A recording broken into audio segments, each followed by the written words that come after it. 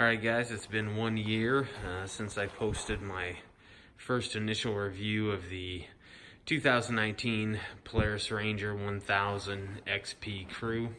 And so I'm going to give you a review a year later. I was kind of surprised about how many views that got, but I suppose by the fact that we had one of the very first ones off the showroom floor and put it through its paces, that's probably why. So I don't know if this will garner as much attention, but I wanted to give you some insights as to what we have experienced a year in inside the pole shed with all this stuff, because the gnats are absolutely terrible here in eastern South Dakota. So anyway, my review pretty much before showed you all the ins and outs, so you know what the unit is. You can tell that this is really well taken care of. When we bought this unit with the windshield and the back windshield and the roof, it was, I think, 19.1 or 2 out the door.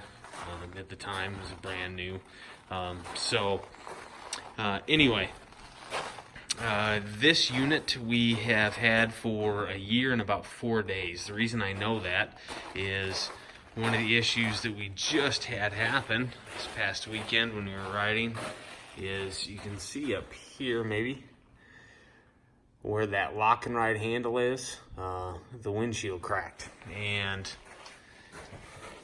right by that handle is where the crack started. So one of the things I'd like to point out is that these front glass windshields are really expensive. They are proprietary.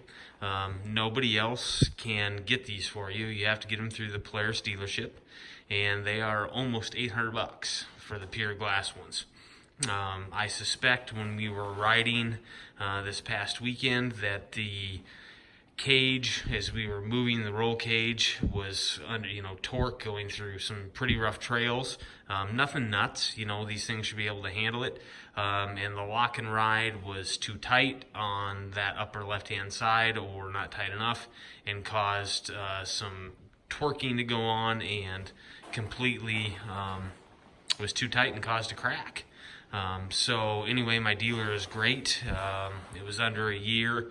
I'm going to get a new windshield put in on Monday, and so that'll be taken care of, and it's under warranty. But yeah, one of these things is, these windshields are proprietary and they are not cheap. So full glass on the front, that's the first problem we've had with that, and luckily it was under warranty.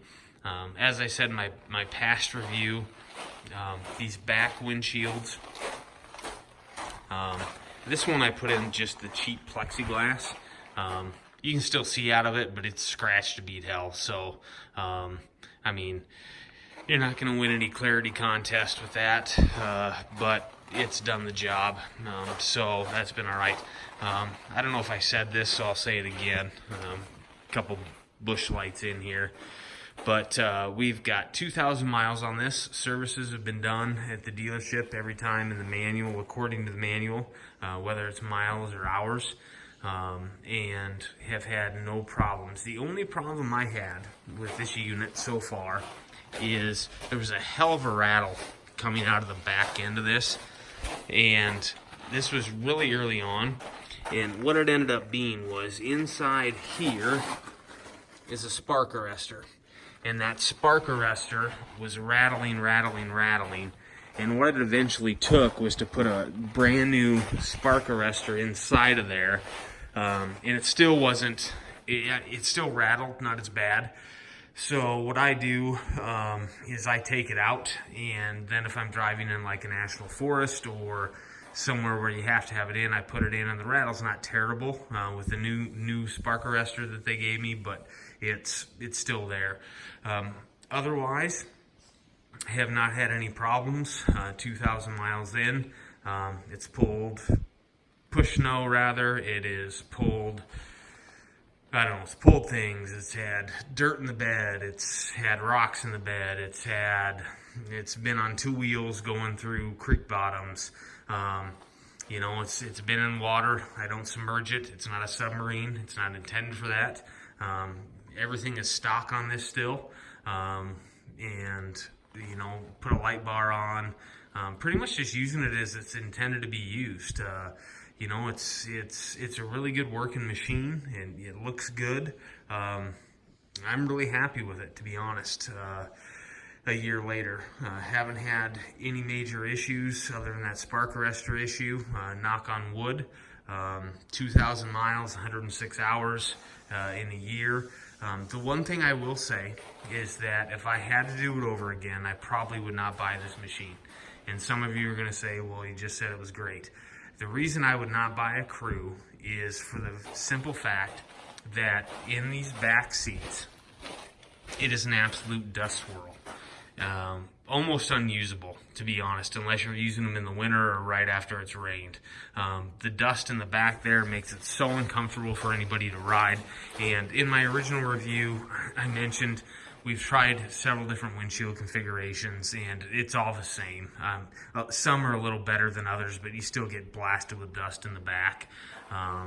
And so the reason I say that is that I have this idea that my whole family would be riding this. We'd have picturesque rides. It would be great. And then, of course, with, at the time when we bought this, we had one son on the verge of being a teenager. The other one's following behind shortly.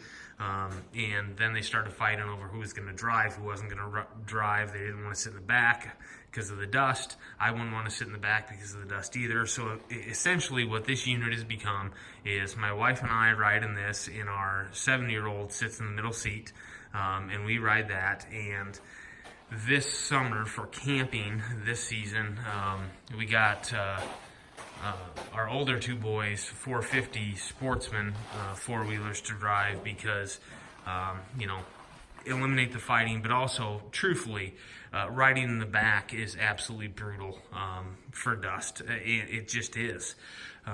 So if you're going to take one of these and cruise around on paved roads and not hit gravel, but around here, most of the time you're hitting gravel roads before you're hitting a trail or a river bottom or a field or anything. You're going to go through 5, 6, 7 miles of gravel roads, and by the time you get to where you're going to have some fun riding, you're covered in dust, and that's not a lot of fun. So if I had to do it over again for what the price of this cost new, I probably would have gotten a 570 just Ranger standard, not a crew.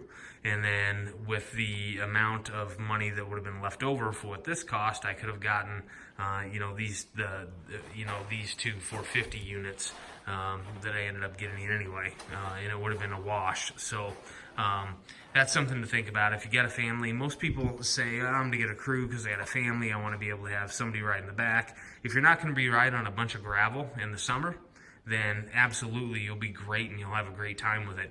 If you're going to hit a lot of gravel roads, you are going to have the people in the back absolutely not even want to ride with you. And that's essentially what happened.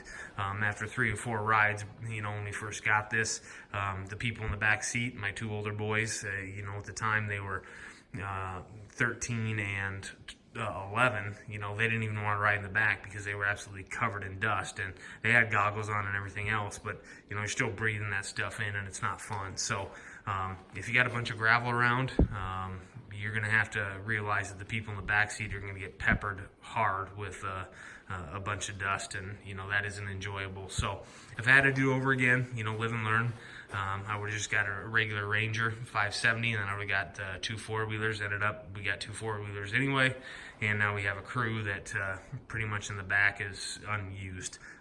Still looks sweet as hell, for being honest, but yeah, that's a year later, hindsight, that's what I would have done.